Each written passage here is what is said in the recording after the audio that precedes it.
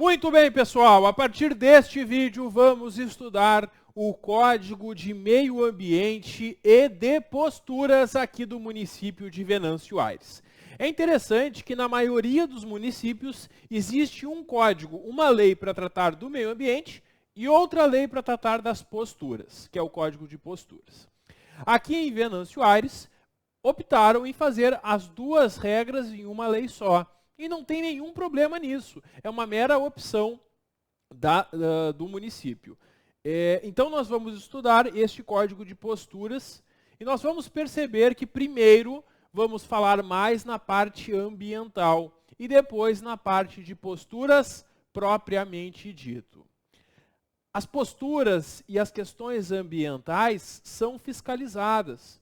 O fiscal de posturas do município vai fiscalizar para verificar se todas as regras que nós vamos estudar estão sendo cumpridas pelos cidadãos e pelas empresas, que a gente vai ver conforme o caso, conforme a área de atuação tem as suas regras específicas. Tudo que nós temos aqui são regras para garantir o bem-estar da população aqui do município de Venâncio Aires. Vamos ao trabalho. A Lei Municipal 2534 de 98, então, é a que institui aqui o Código de Meio Ambiente e de Posturas. Primeiro, sobre a finalidade. Essa lei institui medidas de polícia administrativa. Peraí. O que é isso? A polícia administrativa é o poder de polícia que pertence à prefeitura. Atenção, eu não estou falando de policiamento, eu não estou falando de guarda municipal, nem de brigada militar, nem de polícia civil, não é nada disso. A polícia administrativa, ela consiste em restrições que o município coloca a algumas atividades em benefício da coletividade. Tu quer ter um restaurante no município de Venâncio? Tu pode ter. Mas tu vai ter que cumprir as regras desta lei. Então, a polícia administrativa são limitações, restrições, condições que são colocadas para algumas atividades.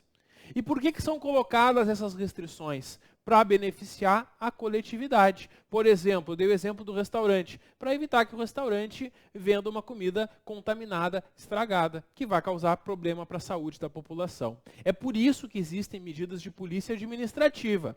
E por isso, quando tu vai exercer uma atividade econômica aqui no município, tu vai precisar de uma licença, um alvará da prefeitura. E para essa licença ser concedida, um fiscal da prefeitura vai lá visitar o teu estabelecimento para ver se ele atende todos os requisitos para funcionar e não colocar a saúde da população em risco. Então, nesta lei nós temos essas medidas de polícia administrativas relativas à área de meio ambiente, higiene, ordem e segurança pública, bens do domínio público e funcionamento dos estabelecimentos em geral, com obrigações, então, da prefeitura, do poder público municipal e dos habitantes aqui de Venâncio Aires. O artigo 2º prevê que os servidores municipais devem seguir esta lei, sempre que no exercício de suas funções lhe couber concessão de licenças, autorizações, fiscalizações, notificações e autos de infrações, processos administrativos e matérias de sua competência. Quando os servidores forem atuar nessas áreas, eles devem observar todas as regras deste Código de Posturas. Por isso que um servidor que vai ser fiscal ou que vai trabalhar no cadastro dessas infrações deve conhecer essa norma e por isso que ela consta no edital do concurso. Muito bem, os servidores municipais então têm essas regras e o artigo 3º fala sobre casos omissos. O que é um caso omisso? É quando esta lei não tenha previsto alguma situação. Pergunto para vocês, uma lei como essa consegue prever todas as situações que vão acontecer no município ao longo do tempo? Claro que não, porque a sociedade muda, as circunstâncias mudam, as atividades mudam. E a lei não está sempre adaptada a todas elas. Por isso nós temos, às vezes, casos omissos, que é quando falta uma regra nessa lei. Quem é que resolve? Se tiver faltando uma regra nessa lei, quem vai resolver é o prefeito. O prefeito resolve atendendo aspectos de similaridade às disposições dessa lei e considerando pareceres de órgãos técnicos competentes. Então, sempre que faltar uma resposta nessa lei, o prefeito vai dizer como atuar. E quando ele disser isso, ele vai levar em conta a similaridade, a semelhança com as demais disposições dessa lei. E vai levar em conta também pareceres técnicos. Se for uma questão ambiental, um parecer técnico de um órgão ambiental. Se for uma questão mais jurídica, um parecer da Procuradoria do município. E, claro, obedecendo sempre à legislação federal e estadual sobre a matéria. Bom, essa primeira parte, então, que nós falamos aqui, é um título introdutório que vale para tudo que a gente vai estudar, tanto para a questão mais do meio ambiente, como a questão de posturas. Agora vem o grande título 2, grande porque ele é bem extenso, e ele traz a questão ambiental. Aqui nós temos as normas que normalmente estão em outros municípios no Código de Meio Ambiente. Então a gente vai ver todas as normas de meio ambiente e depois veremos todas as normas de posturas. Começando então na questão ambiental, algumas orientações gerais. O Poder Público Municipal vai desenvolver uma ação permanente de controle de qualidade ambiental, sempre seguindo, claro, toda a legislação federal, estadual e municipal. Alguns conceitos que nós precisamos entender aqui. O que é meio ambiente? Meio ambiente é o conjunto de condições, influências e interações de ordem física, química e biológica que permite abrigar e reger a vida em todas as suas formas. Então, o meio onde estão todas essas condições, influências e interações é o meio ambiente. É o meio, é o local onde se processam. Por isso que se chama de meio ambiente. O que é a degradação da qualidade ambiental? É uma alteração adversa das características do meio ambiente, que vai prejudicar essas relações químicas, físicas ou biológicas, causando um prejuízo à qualidade do ar, da água, do meio ambiente em geral. Poluição é a degradação da qualidade que resulta de atividades que, direta ou indiretamente, prejudicam a saúde, segurança e o bem-estar da população, criam condições adversas a atividades sociais e econômicas, causam danos à fauna, flora, o equilíbrio ecológico e propriedades públicas e privadas, afetam as condições sanitárias do saneamento básico e estéticas do meio ambiente, lançam matéria ou energia em desacordo com os padrões ambientais estabelecidos.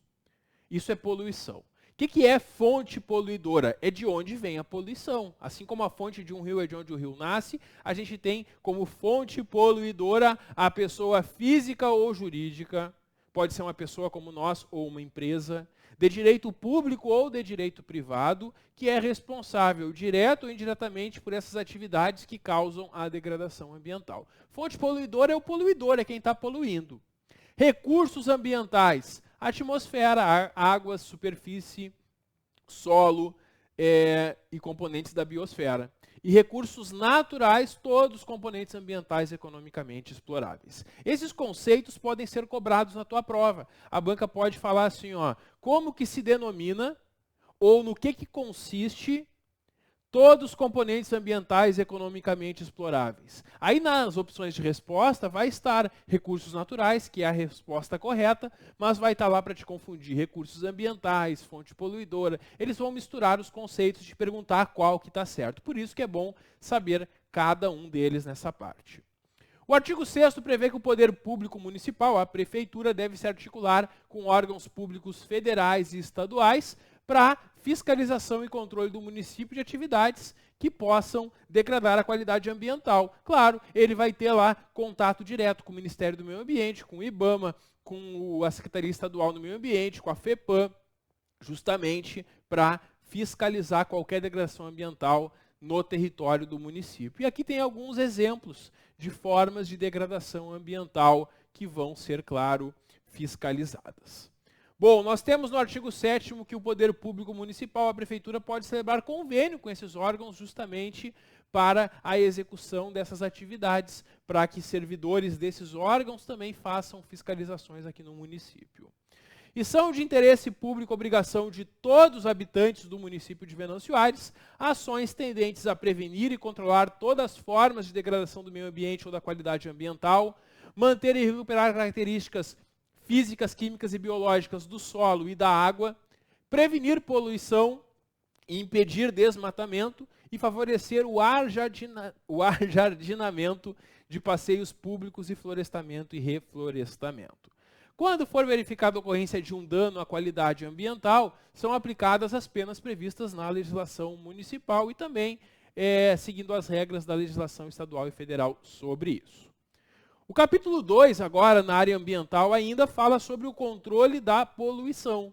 E para instalação, construção, reforma, conversão, ampliação, adaptação de estabelecimentos aqui do município, cujas atividades possam causar danos ao meio ambiente, é obrigatória licença ambiental. Então, toda atividade potencialmente poluidora só vai ser autorizada no município tendo uma licença ambiental, para que antes se verifique se a empresa, se o estabelecimento adotam as condições para não causar poluição. O poder público municipal, a prefeitura, vai desenvolver ações para impedir novas fontes de poluição ambiental no município e controlar a poluição do solo, da água e do ar. E aí, servidores da prefeitura farão levantamentos, estudos e análises. Servidores da prefeitura, ou claro, a prefeitura também pode contratar empresas, entidades para fazer essa inspeção, essa análise também. Então a prefeitura vai acompanhar para ver como é que está o meio ambiente no município, para ver se não tem nada mudando. Porque se tiver algo mudando na qualidade do solo, da água e do ar, ela vai investigar o que está causando isso. E se for uma nova fonte de poluição ambiental, ela vai impedir, ela vai evitar que isso aconteça. As autoridades de saúde pública e de conservação da qualidade ambiental têm livre acesso a qualquer dia e hora dentro do horário de funcionamento aos estabelecimentos. Quando o fiscal da prefeitura chega lá para fiscalizar, a empresa não pode proibir a entrada dele. Os fiscais da prefeitura terão livre acesso em horário normal, é claro, para verificar essas atividades, para verificar se estão fazendo tudo certinho, se estão cumprindo todas as regras. Porque se não estiverem cumprindo regras de uma eventual licença ambiental, a licença é cassada, a licença é retirada e a empresa não pode funcionar.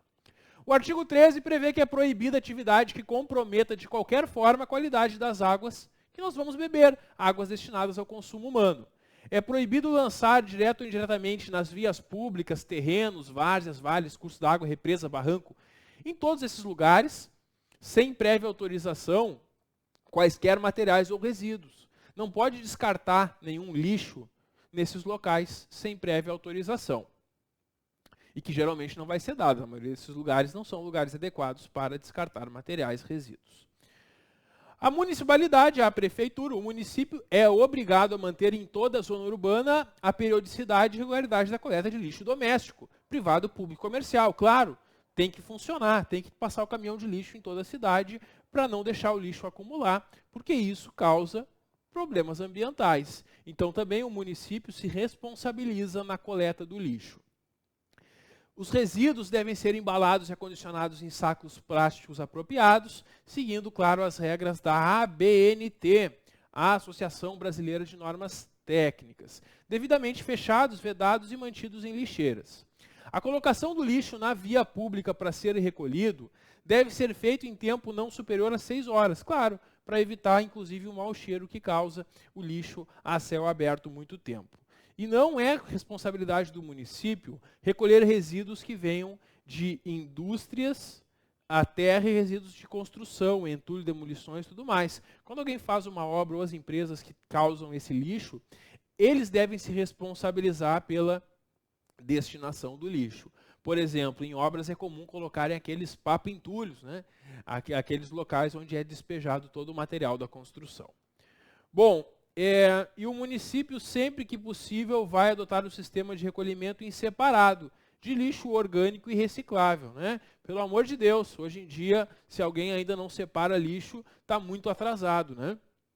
É muito importante a separação de lixo, que começa dentro da casa de cada um, porque não adianta a prefeitura ter coleta de lixo seco e reciclável e orgânico e as pessoas não saberem separar, né? Isso é um trabalho de educação ambiental que é realizado antes, e se a população se conscientiza de separar o seu lixo, vai ter caminhão da prefeitura para recolher só o lixo orgânico em um horário e só o lixo reciclável seco em outro. E claro, né, caberá aos moradores cada um separar o seu lixo e colocar no local certo, no dia indicado.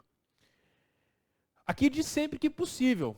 não é obrigatório pela lei, até deveria ser, mas sempre que possível, então o município vai recolher também os dois tipos de lixo. Feirantes, vendedores ambulantes, jornaleiros e similares devem realizar a limpeza do local onde provisoriamente se instalarem, retirando todo o detrito ou resto e acondicionando-os em sacos plásticos apropriados e vedados para depois ser feita a coleta. Hospitais, clínicas, laboratórios e tudo mais, eles têm aquele lixo hospitalar. E aí eles devem ter então também uma forma específica de descartar esse material. E o custo dessa remoção desse lixo, quem paga é o estabelecimento que gera. Não é a prefeitura que vai gastar mais para recolher o lixo dos hospitais. Não, eles vão se responsabilizar pelo custo que o material que eles manuseiam acaba causando. O artigo 18 prevê a proibição de queima ou incineração de qualquer substância, mesmo em propriedade particular, se dela decorre um dano ao equilíbrio ecológico, à saúde pública ou degradação da qualidade ambiental. Proibição das queimadas. É um hábito muito antigo e muito errado de sair queimando tudo. Muitas coisas que se queimam causam prejuízo à poluição. Prejuízo à poluição é boa. Prejuízo à qualidade do ar, causam poluição no ar. Por isso, as queimadas e incinerações devem ser evitadas. Mesmo na tua propriedade particular, na tua casa, na tua churrasqueira, tu não pode queimar o que tu bem entende. Tem que cuidar se tu não está queimando algo que vai causar um dano ao equilíbrio ecológico. Também é proibida a instalação de atividades industriais, de prestação de serviços ou comerciais, que pela natureza dos seus produtos, matérias-primas utilizadas, combustíveis empregados, dejetos e resíduos ou por outros motivos, possam prejudicar a saúde pública em locais fora de áreas designadas pelo poder público municipal.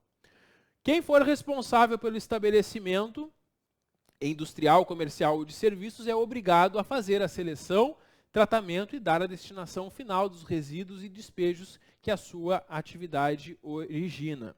O lixo industrial, comercial, o responsável pelo estabelecimento deve se responsabilizar também pela destinação do seu lixo. O artigo 21 prevê a proibição da utilização e manipulação de substâncias e produtos tóxicos, agroquímicos, combustíveis e seus derivados em locais situados a menos de 30 metros da margem de rios ou qualquer manancial hídrico. Porque acidentes acontecem. E aí se tu manipula alguma coisa tóxica, combustível, agroquímico, e por acidente tu deixar cair no rio, a poluição vai ser feia. Vai causar um dano para muita gente. Então, para evitar isso, já tem essa regra. Não pode, quem manusear esse tipo de material, produto, não pode estar a menos de 30 metros das margens dos rios ou de qualquer manancial hídrico. Porque aí, se acontecer um acidente, pelo menos não vai poluir a água.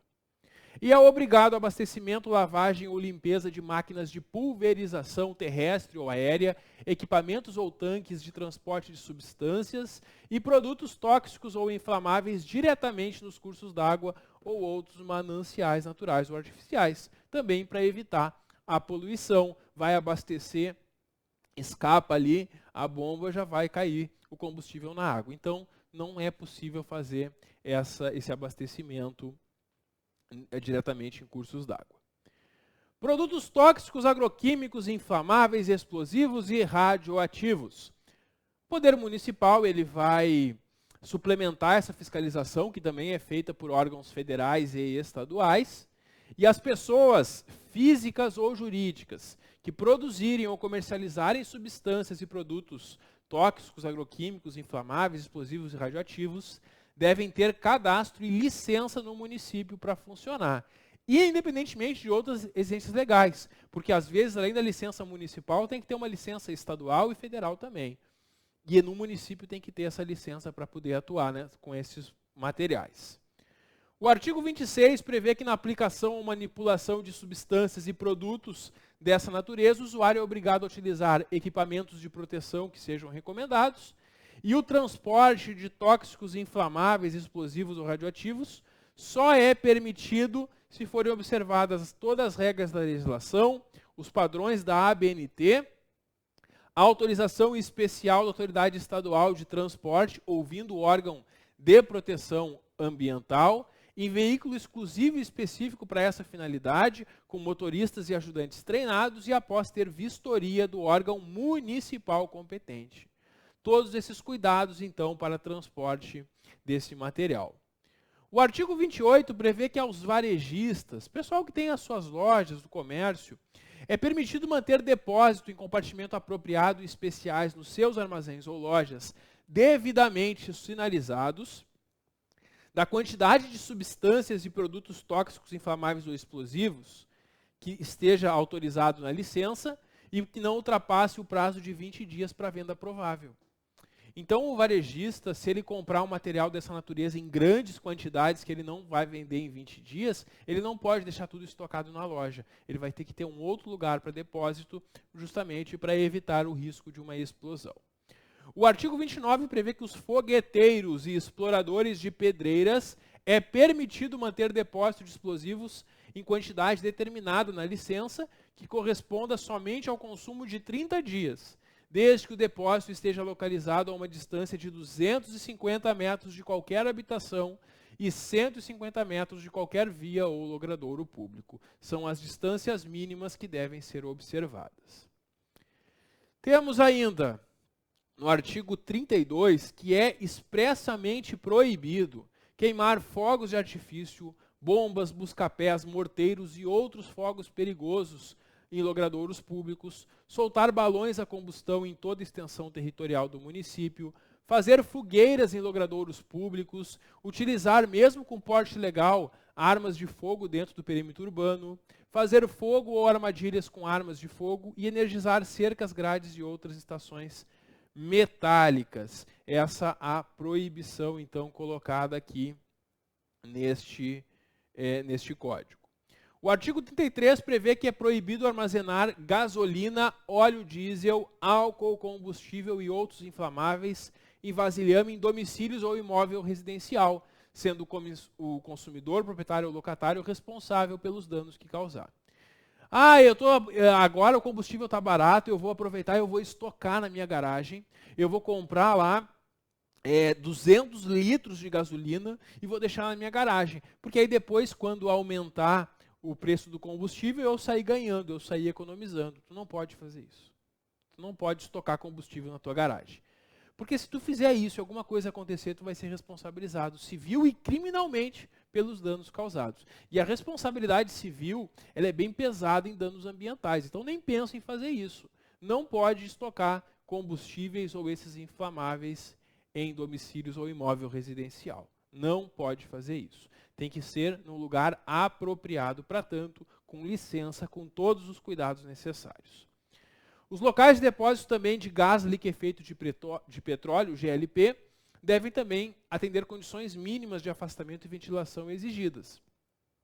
E o artigo 35 prevê que o descumprimento de qualquer norma desse capítulo vai acarretar a suspensão de atividades do estabelecimento infrator e enquadramento do responsável nas sanções, nas penalidades que esta lei prevê. Em qualquer caso, o infrator, seja ele uma pessoa física ou uma empresa, uma pessoa jurídica, vai ser obrigado a reparar e reconstituir o que houver danificado ou destruído. Isso é uma regra sempre que tu for estudar meio ambiente. Quem causa o dano vai fazer o pagamento de tudo que for necessário para recuperar o meio ambiente, além de sofrer as multas que estão na lei. E se o infrator não reparar ou reconstituir o que danificou, no prazo que lhe for determinado, ele vai ter que ressarcir os gastos que a prefeitura vai ter acrescidos de 20%. Então é o seguinte, degradou o meio ambiente, tu tem tantos dias para recuperar. Não recuperou nesse prazo, a prefeitura vai recuperar. Tu vai pagar tudo que a prefeitura gastar e mais 20% a título de multa, já que tu não cumpriu a tua obrigação de recuperar o meio ambiente degradado. É essa a regra que nós temos aqui. Pessoal, eu sei que está divertido, mas a gente tem que fazer um intervalo para o vídeo não ficar muito extenso. Então vamos agora fazer uma pausa e no próximo bloco eu volto para a gente continuar estudando essas disposições iniciais aqui sobre meio ambiente. Dá um clique que eu já volto. Até logo!